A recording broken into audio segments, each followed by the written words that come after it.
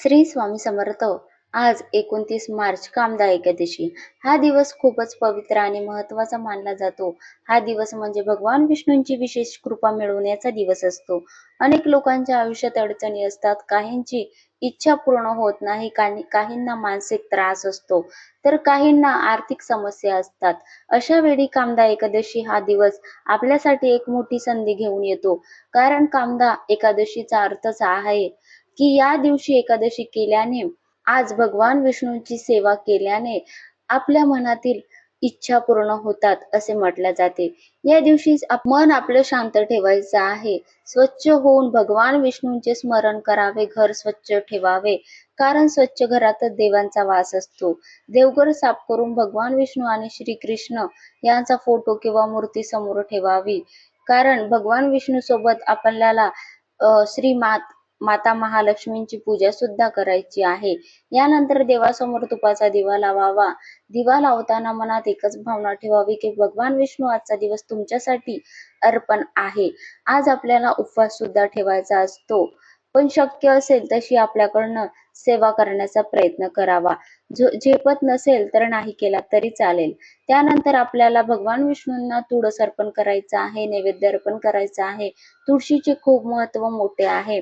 आज भगवान विष्णूला तुळशीशिवाय पूजा होत नाही, म्हणून आज तुळस अर्पण करायची आहे.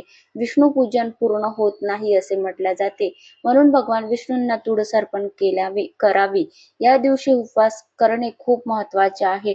शक्य असेल तर पूर्ण उपवास करावा, नाहीतर फळाहार तरी करून साबुदाणा, दूध, फळे यांचा आहार घ्यावा. तांदूळ, गहू, डाळ हे खाऊ नये असे म्हटले जाते, कारण एकादशीला हे पदार्थ टाळले जातात. उपवास करताना फक्त शरीर नाही तर आपलं मनही शुद्ध ठेवायचे. वाईट विचार, राग, मत्सर टाळावे. पूजानंतर ओम नमो भगवते.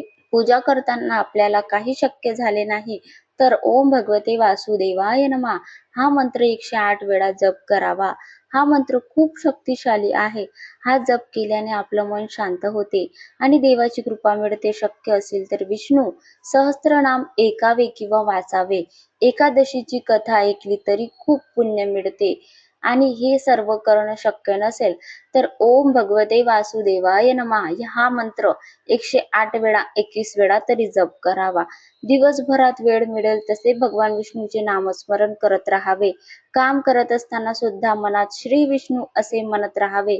यामुळे आपल्या मनातील नकारात्मकता कमी होते आणि सकारात्मक ऊर्जा वाढते. संध्याकाळी पुन्हा देवासमोर दिवा लावावा. थोडा वेळ भजन कीर्तन करावे. घरात शांत वातावरण ठेवावे.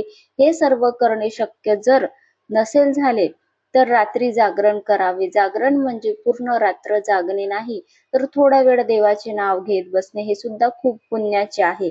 या दिवशी गरजूंना मदत करणे खूप महत्वाचे आहे. गायीला हिरवा चारा देणे, या दिवशी अन्नदान करणे, थोडेफार दान करावे, कारण दान केल्याने आपले पाप कमी होतात आणि आपले पुण्य वाढते.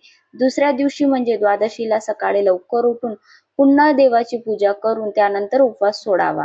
उपवास सोडताना देवाचे आभार मानावे आणि तुमच्या कृपेने मी हा व्रत पूर्ण करू शकलो.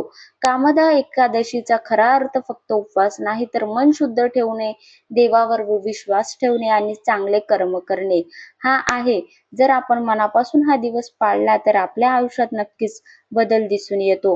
म्हणून हा दिवस साधा न घालवता श्रद्धेने, विश्वासाने आणि पूजा जप करा. देवाला मनापासून सांगा की हे प्रभू, माझ्या आयुष्यातील सर्व अडचणी दूर करा, मला योग्य मार्ग दाखवा, तुमची कृपा माझ्यावर राहू द्या. विश्वास ठेवा, कामदा एकादशीच्या दिवशी केलेली प्रार्थना कधीही वाया जात नाही.